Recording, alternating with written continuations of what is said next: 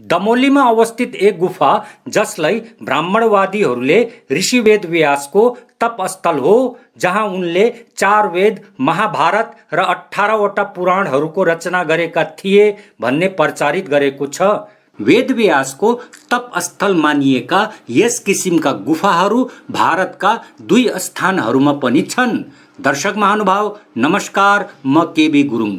यस भिडियोमा म दमोली अवस्थित वेदव्यासको कथित तपस्थल गुफाको सत्य तथ्यलाई उजागर गर्नेछु। हिन्दू मान्यता अनुसार वेदव्यास महाभारतका रचनाकर्ता थिए। महाभारत एक लोकप्रिय काव्य कथा हो। रूढिवादी हिन्दूहरू महाभारत कथालाई वास्तविक घटना मान्छन्। यस भिडियोमा म महाभारत इतिहास हो अथवा काल्पनिक कथा हो भन्ने बारे पनि जानकारी दिनेछु। सबभन्दा पहिला हामी ऋषि वेदव्यासको जन्मको कथा बारे जान्नेछौँ। महाभारत अनुसार एक दिन ऋषि पराशर यमुना नदीको तटमा पुग्छ, जहाँ उनले निषाद जातिकी यानी माझी जातिकी एक युवती भेट्छ। त्यस युवतीको नाम सत्यवती हुन्छ। सत्यवती अति सुन्दर हुन्छ, तर उनको शरीरबाट सदैव माछाको दुर्गन्ध निस्किरहन्छ। ऋषि पराशरले सत्यवतीसँग नदी पार गराइदिने आग्रह गर्छ। डुङ्गाद्वारा नदी पार गर्ने क्रममा ऋषि पराशर सत्यवतीको सुन्दर रूप देखेर मोहित हुन्छ। उनले सत्यवतीलाई भन्छ, देवी, म तिमीसँग सम्भोग गर्न चाहन्छु। सत्यवती मान्दैन। तब पराशरले सत्यवतीलाई फुस्लाउँदै भन्छ, ए निषाद कन्या, म एक ब्रह्मज्ञानी ऋषि हुँ। यदि तिमीले मसँग सम्भोग गर्यो भने तिम्रो शरीरबाट निस्किरहने मत्स्य दुर्गन्ध सुगन्धमा परिवर्तन हुनेछ। सत्यवती पराशरसँग सम्भोग गर्न मान्छ। पराशरले सत्यवतीलाई नदी तटको घनघोर झाडीमा लग्छ र उसँग सम्भोग गर्छ। परिणामस्वरूप सत्यवती गर्भवती बन्छ। सत्यवतीले एक पुत्रलाई जन्म दिन्छ। यो पुत्र जन्म लिने बित्तिकै जवान बन्छ र द्वैपायन द्वीपतिर तपस्याको लागि जान्छ। पराशरको यो अवैध पुत्र कालो वर्णको हुनाले कृष्णद्वैपायन नामबाट चिनिन्छ। यही कृष्णद्वैपायनले वेदव्यास नामबाट ऋग्वेद, यजुर्वेद, सामवेद र अथर्ववेद तथा महाभारत र 18वटा पुराणहरूको रचना गर्छ। हिन्दू पौराणिक मान्यता अनुसार पुराणका कथाहरू सतयुगमा, रामायण कथा त्रेता युगमा, महाभारत कथा द्वापर युगमा घटित भएको हो। द्वापर युगको समाप्तिपछि चौथो र अन्तिम युग कलयुग आरम्भ भएको हो। हिन्दू पौराणिक गणना अनुसार द्वापर युगमा 8,64,000 सौर्य वर्ष रहेको छ, अर्थात् महाभारतको घटना 8,64,000 वर्षको पौराणिक कालक्रममा घटित भएको थियो। विज्ञानको विकासवाद अनुसार 8,64,000 वर्ष अघि आदि मानवको युग थियो र त्यस युगमा विशालकाय डायनासोरसको यस पृथ्वीमा राज थियो। यसर्थ द्वापर युगको यो गणना मानव जातिको सभ्यताको विकास सम्मत नहुनाले ज्योतिषीय गणनाद्वारा ईस्वी सम्वतसँग तालमेल बसालेर महाभारतको काल निर्धारण गर्ने कार्य हिन्दू रूढिवादीहरूद्वारा गरिएको छ। कोहीले महाभारतको घटना ईसा पूर्व 3000 वर्ष अघि त कोहीले ईसा पूर्व 2300 वर्ष अघि घटित भएको थियो भन्ने दाबी गरिरहेको पाइन्छ। हिन्दू मान्यतावादीहरूले महाभारतलाई सत्य घटना माने तापनि यस कथालाई इतिहास साबित गर्ने ऐतिहासिक साक्ष्यहरू उपलब्ध छैन। हो, गुगल, युट्युब र व्हाट्सएप जस्ता सोशल साइट्सहरूमा महाभारतका फर्जी प्रमाणहरू प्रशस्त पाइन्छ। महाभारतको घटना कहिले घटित भएको थिएन भन्ने भारतको इतिहासको क्रोनोलोजीले ठहर गर्छ। भारतको प्राचीन इतिहासलाई 3 भागहरूमा विभाजन गरेर अध्ययन गरिन्छ। नम्बर 1, प्राग ऐतिहासिक काल यानी प्री हिस्टोरिकल पिरियड। ईसा पूर्व 1,00,000 देखि ईसा पूर्व 3,300 सम्मको अवधि प्राग ऐतिहासिक काल हो। यस काललाई पुरा पाषाण सभ्यता, मध्य पाषाण सभ्यता र नवपाषाण सभ्यतामा विभाजन गरिएको छ। आदि मानवद्वारा प्रयोग गरेका ढुङ्गे औजार, भित्ति चित्र, मानव जीवाश्म जस्ता प्रमाणहरू प्राग ऐतिहासिक कालको इतिहास लेखनका सामग्रीहरू हुन्। नम्बर 2, आग्द ऐतिहासिक काल यानी प्रोटो हिस्टोरिकल पिरियड। आग्द इतिहासको तात्पर्य प्राग ऐतिहासिक काल र ऐतिहासिक कालको बीचको इतिहास हो। ईसा पूर्व 3300 देखि ईसा पूर्व 600 सम्मको अवधि आग्द ऐतिहासिक काल हो। यस अवधिभित्र सिन्धु घाटीको सभ्यता र वैदिक सभ्यता पर्छ। सिन्धु घाटीको सभ्यताको काल ईसा पूर्व 3300 देखि ईसा पूर्व 1500 सम्म मानिएको छ। सिन्धु घाटी सभ्यता ताम्रपाषाणकालीन नगर सभ्यता थियो। यो सभ्यता पश्चिम भारतमा आर्यहरूको आगमन हुनुभन्दा अघिको सभ्यता थियो र यसलाई द्रविड जातिले आबाद गरेको मानिन्छ। पाकिस्तानको मोहनजोदाडो र हडप्पा नामका स्थानहरूमा भेटिएका पुरातात्विक प्रमाणहरूलाई आधार बनाएर यस सभ्यताको लेखन गरिएको छ। वैदिक सभ्यताको काल ईसा पूर्व 1500 देखि ईसा पूर्व 600 सम्म मानिएको छ। वैदिक कालको ईसा पूर्व 1000 वरिपरि भारतमा लोह युग आरम्भ भएको मानिन्छ। वैदिक सभ्यतालाई ऋग्वैदिक सभ्यता र उत्तर वैदिक सभ्यता गरेर 2 भागहरूमा विभाजन गरिएको छ। ऋग्वैदिक सभ्यताको काल ईसा पूर्व 1500 देखि ईसा पूर्व 1000 सम्म र उत्तर वैदिक सभ्यताको काल ईसा पूर्व 1000 देखि ईसा पूर्व 600 सम्म मानिएको छ। वैदिक सभ्यता उत्तर भारतीय आर्यहरूको गाउँ सभ्यता थियो।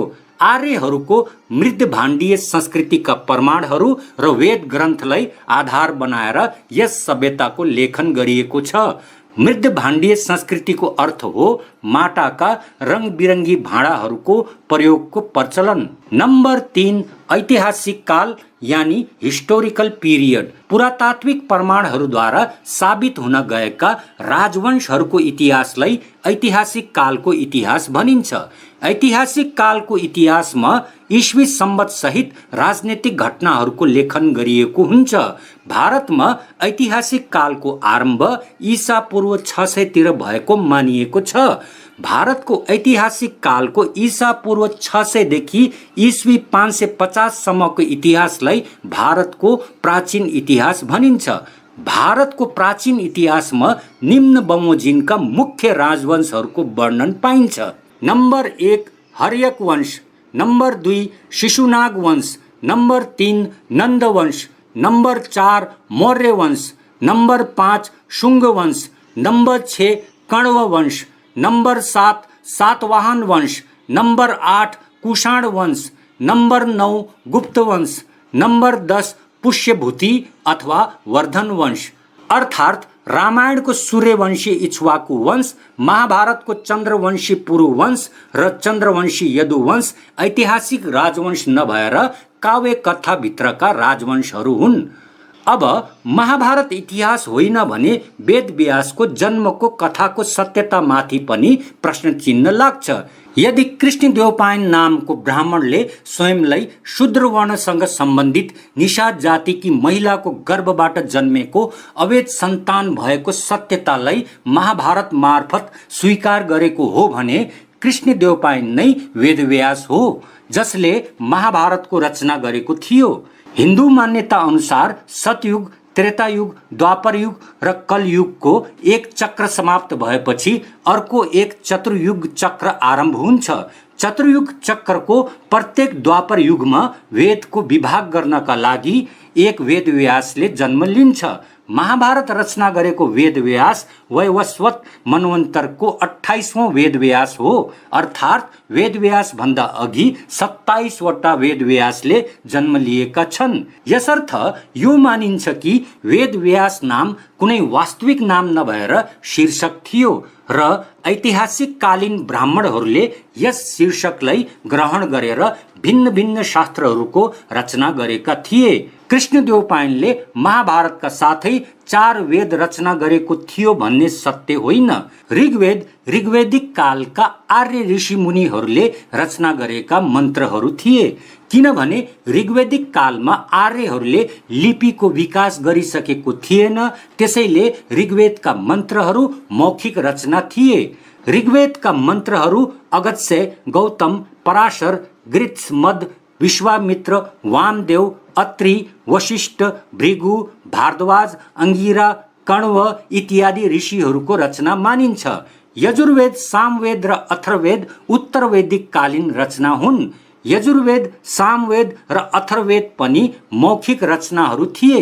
उत्तर भारतीय आर्यहरूले ईसा पूर्व 5औं शताब्दी वरिपरि ब्राह्मी लिपिको विकास गरेपछि मात्र धार्मिक साहित्यहरूको लिखित रचना सम्भव भएको हो। ऋग्वेद, यजुर्वेद, सामवेद र अथर्ववेद वेदव्यासको रचना मानिन्न, बल्कि वेदव्यासले सङ्कलित र व्यवस्थित गरेको मानिन्छ। वेदव्यासले महाभारतका साथै 18वटा पुराणहरूको रचना गरेको थियो भन्ने पनि सत्य होइन। महाभारत र पुराणहरू ईसा पूर्व 400 देखि ईस्वी 400 बीचका रचनाहरू हुन्। कुनै एक व्यक्ति 800 वर्षसम्म जीवित रहेर महाभारत र पुराणहरूको रचना गर्दैन। अर्थात् महाभारत र पुराणहरू ऐतिहासिक कालका भिन्न भिन्न समयहरूमा भिन्न भिन्न ब्राह्मणहरूले लेखन गरेका धार्मिक साहित्यहरू हुन्। महाभारतका 1,10,000 श्लोकहरू पनि सम्पूर्ण रूपले कृष्णदेवपायन यानी वेदव्यासका रचना होइनन्। 1,10,000 श्लोकहरू भएको महाभारत 800 वर्षको समय लागेर तयार भएको थियो। महाभारतको मूल कथा कृष्णदेवपायन यानी वेदव्यासले रचेका थिए। वेदव्यासले वैशम्पायनलाई सुनाएको कौरव र पाण्डव बीचको युद्धको कथा वेदव्यासको मूल कथा थियो। यो मूल कथा ईसा पूर्व 400 तिर रचेको मानिएको छ। यस मूल कथामा 8,800 श्लोकहरू थिए। त्यसबेला यस मूल कथालाई जय संहिता भनियो। जय संहिता धार्मिक नभएर राजनीतिक कथा थियो। जय संहिता समाजमा अति लोकप्रिय बन्न गएपछि यसमा ब्राह्मण रचनाकारहरूद्वारा श्लोकहरू थप्ने परम्परा चल्न थाल्यो। मूल कथामा 24,000 श्लोकहरू थपिएपछि यसलाई भारत संहिता भन्न थाले। वैशम्पायनले जन्मजयलाई सुनाएको कथा भारत संहिता हो। भारत संहिताको रचना ईसा पूर्व 300 तिर सम्पन्न भएको मानिन्छ। अनेकौं किसिमका छेपक कथाहरू थप्दै गएपछि यसका श्लोकहरूको संख्या 1,10,000 पुग्यो र यसलाई महाभारत भन्न थाले। महाभारत कथाले आफ्नो अन्तिम रूप ईस्वी 4औं शताब्दीतिर प्राप्त गरेको थियो। यस भित्रको भगवत गीताको रचना ईसा पूर्व 2औं शताब्दीतिर गरेको मानिन्छ। यो त भयो वेदव्यास र महाभारतको ऐतिहासिक तथ्य। अब हामी वेदव्यासको गुफाबारे कुरा गरौँ। पौराणिक मान्यता अनुसार वेदव्यासले हिमालयको तल्लो भागको गुफामा बसेर 4 वेद, महाभारत, 18वटा पुराणहरू र 36 उपनिषदहरूको रचना गरेको थियो। यस पौराणिक मान्यतालाई साँचो रूप दिनका लागि ब्राह्मणहरूले हिमाचल प्रदेशको बिलासपुर जिल्लाको दियारा सेक्टरमा अवस्थित गुफालाई वेदव्यासको तपस्थल घोषित गरेको छ। हिमाचल प्रदेशको कुल्लू जिल्लाको रोहताङ भन्ज्याङ नजिक एक कुण्ड छ। ब्राह्मणहरूले यस कुण्डमा वेदव्यास आएर स्नान गर्दथे भन्ने किंवदन्तीको उत्पत्ति गरेर यस कुण्डलाई व्यास कुण्ड नाम दिए। यस कुण्डबाट एक नदीको उद्गम हुन्छ जुन हिमाचल प्रदेश हुँदै पन्जाबमा प्रवेश गर्छ र अन्त्यमा सतलुज नदीमा मिसिन्छ। यस नदीलाई प्राचीन कालमा विपाशा अथवा अर्जिकिया भनिने थियो। नदीको उत्पत्ति स्थललाई व्यास कुण्ड भन्न थालेपछि नदीको नाम पनि व्यास हुन गयो। यस प्रकार नै उत्तराखण्ड राज्यको चमोली जिल्लाको माडा गाउँमा अवस्थित एक गुफालाई वेदव्यासको तपस्थल भनी व्यास गुफाको रूपमा चिनाएको छ। यस व्यास गुफाबाट बद्रीनाथ धाम 4 किलोमिटर टाढा छ। नेपालका ब्राह्मणवादीहरू पनि के कम, उनीहरूले पनि दमोलीनिरको एक गुफालाई वेदव्यासको तपस्थल बताएको छ। पहाड, नदी र गुफा जस्ता प्राकृतिक वस्तुहरूलाई पौराणिक कथाहरूसँग सम्बन्ध गराएर नामकरण गर्ने हिन्दू समाजको प्रचलन नै हो। कैलाश पर्वतको तिब्बती नाम हो गंग रिपोचे। यसलाई शिवजीको वासस्थल कैलाश पर्वत भनियो। मानसरोवरको तिब्बती नाम हो मपन यमत्सु। पौराणिक शास्त्रहरूमा यस तालको कुनै उल्लेख छैन। ब्राह्मणहरूले शिवजी यस ताल वरिपरि विचरण गर्दथे भन्ने किंवदन्ती गढेर यस ताललाई मानसरोवर भन्न थाले। यस किसिमको प्रवृत्तिबाट ग्रस्त ब्राह्मणवादीहरूले नेपालका अनेकौं पहाड, नदी, नाला, गुफा जसको पहिल्यै आदिवासी भाषा अनुसार नामहरू थिए हिन्दूकरण गर्दै आएको हो। यस क्रममा नै भालु जस्ता जंगली जीवहरूको शरणस्थल रहेको दमोलीको गुफालाई व्यास गुफा घोषित गरेको हो। दर्शक महानुभाव, यस भिडियोलाई समाप्त गर्दैछु। भिडियो हेरिदिनु भएकोमा धेरै धेरै धन्यवाद। नमस्कार।